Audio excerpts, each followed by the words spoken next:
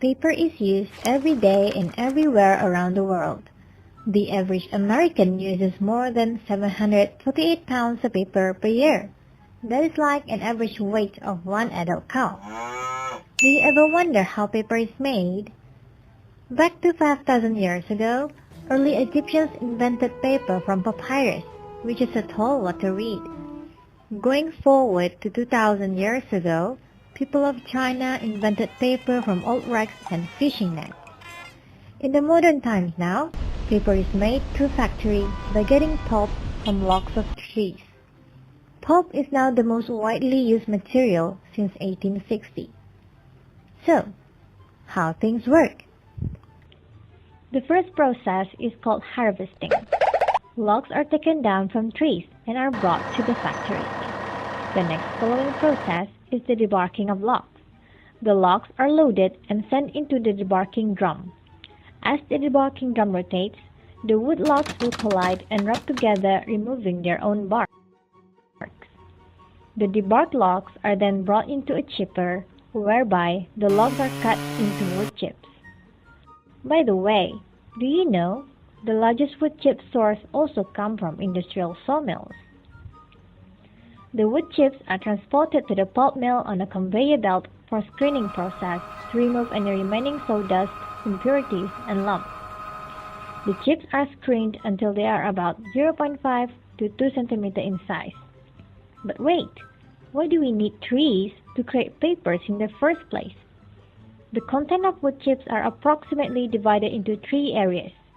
50% of the contents are plainly made of water.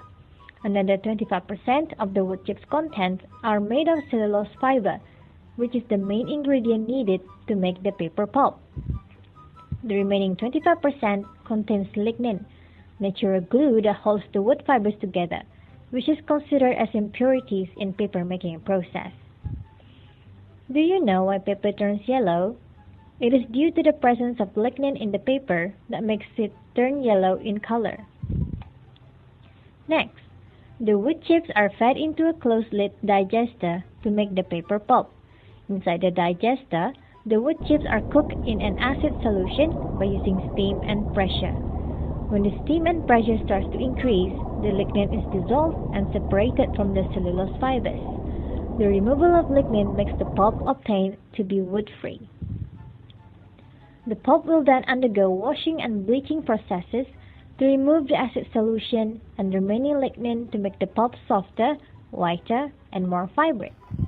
Afterwards, the pulp is mixed with water in a machine called hydropulper. The pulp solution, now known as stock, is now ready to enter the paper machine from the wet end of the paper machine, or also known as the head box.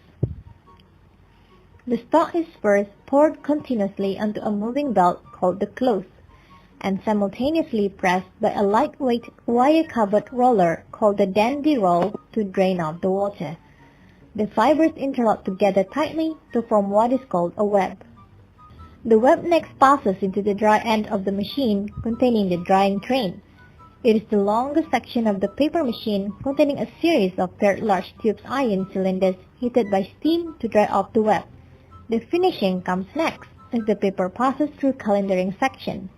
It has several pairs of highly polished iron pressure rolls to smoothen out the surface finish of the paper by pressing it to its right size and thickness. And finally, the paper is wound onto a large reel. It can be further cut to size using a cutting machine, packed, and shipped out to stores. That is how books, wrapping paper, newspapers, and many variety of paper are now available to be used every day and everywhere around the world.